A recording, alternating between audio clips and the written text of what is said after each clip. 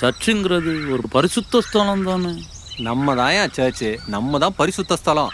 அப்போ search building நம்ம எல்லாரும் ஒன்னா சேர்ந்து ஆண்டவரை ஆராதிக்கிற ஒரு இடம், அவ்வளவுதான். அப்பா இவனை சர்ச்சுக்கே போகல, வீட்டுல இருந்தே வர்ஷிப் பண்ணிக்கிறேன். ஐயோ அது தப்பு. சபை கூடி வர்றதை விட்டுறக்கூடாதுன்னு வசனமே இருக்க. ஸோ கண்டிப்பா சர்ச்சுக்கு போகணும். விசுவாசிங்க எல்லாரும் ஒன்னா சேர்ந்து ஜெபிக்கணும், வார்த்தையை கேட்கணும், ஐக்கியமா இருக்கணும். சர்ச்சு பில்டிங்குக்கு ஒரு பரிசுத்த சாயம் பூசிடாதீங்க, அதை தான் நான் சொல்ல வரேன். கரெக்டா சொன்னீங்கன்னா சர்ச் பில்டிங்ல எந்த பவரும் இல்ல. கரெக்டுப்பா. பிரேயர் டவர்ல தான் ஃபுல் பவர் இருக்கு.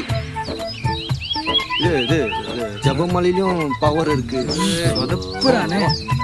இல்ல அப்படின்னு எங்க பாஸ்டர் வந்து சொன்னாரு. நல்லா ஏமாத்திட்டாரு. டேய் எங்க பாஸ்டர் யாரையும் ஏமாத்த மாட்டாரு. அவர் எவ்வளவு கஷ்டப்பட்டு ஊழியம் பண்ணாரு தெரியுமா? ஆண்டவருக்காக எல்லாத்தையும் விட்டுட்டு வந்தார் தெரியுமா? டேய் போங்கடா, நீ ரொம்ப ஓவரா பேசுறீங்க, போங்கடா. உங்க பாஸ்டரா சொல்லலடா.